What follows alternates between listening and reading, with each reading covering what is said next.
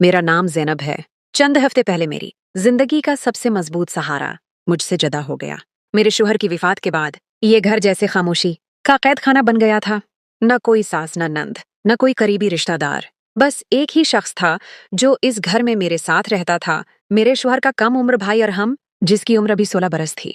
मैंने हमेशा इरहम को एक मासूम बच्चे की तरह देखा, बिल्कुल ऐसे जैसे वो मेरा अपना बेटा हो। मुझे कभी गुमान भी नहीं गुजरा था कि हालात मुझे ऐसी आजमाइश में डाल देंगे जहां हर फैसला सोच समझ कर करना पड़े। इरहम मेरी शादी के दिन बहुत खुश था और सबसे कहता फिरता था कि अब उसे एक नई माँ मिल गई है। मगर मेरी वालदा अक्सर मुझे नसीहत करती थी कि बेटी, हालात इंसान को बदल देते हैं, हमेशा एहतियात जरूरी है। उस वक्त मुझे लगता था कि अम्मी बलावजा शक करती हैं और मैं उनकी बातों से नाराज भी हो जाती थी। मगर शोहर की वफात के बाद जब मैं तन्हा रह गई तो अम्मी की बातें बार बार जहन में गूंजने लगें। एक रात 12 बज चुके थे और इरहम अभी तक घर वापस नहीं आया था। मैं खुद को ये कहकर तसल्ली दे रही थी कि शायद वो रिश्तेदारों के यहाँ होगा। अजीब बात ये थी कि उसकी गैर मौजूदगी में मुझे खुद को ज्यादा महफूज महसूस हो रहा था। अचानक दरवाजे पर दस्तक हुई और मेरा दिल जोर से धड़कने लगा। बाहर से आवाज आई, बाजी दरवाजा खोलें। मैं हूँ। मैंने हिम्मत करके दरवाजा खोला तो इरहम सामने खड़ा था, हाथ में खाने का थैला लिए।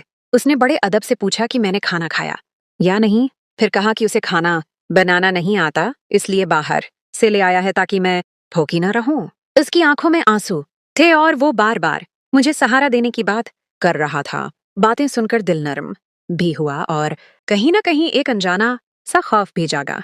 फिर उसने मशूरा दिया कि मैं नीचे वाले कमरे में सो जाऊं क्योंकि दूसरा कमरा बाहर की सीढ़ियों के करीब था। इसकी बात में वक्ती तौर पर मुझे अक्ल मंदी नजर आई और मैं मान गई।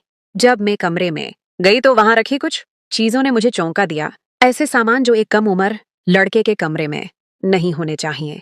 मैंने सब कुछ खामोशी से एक अलमारी में बंद कर दिया और फैसला किया कि सुबह इससे बात करूंगी। थिकन इस कदर थी कि आंख लग गई।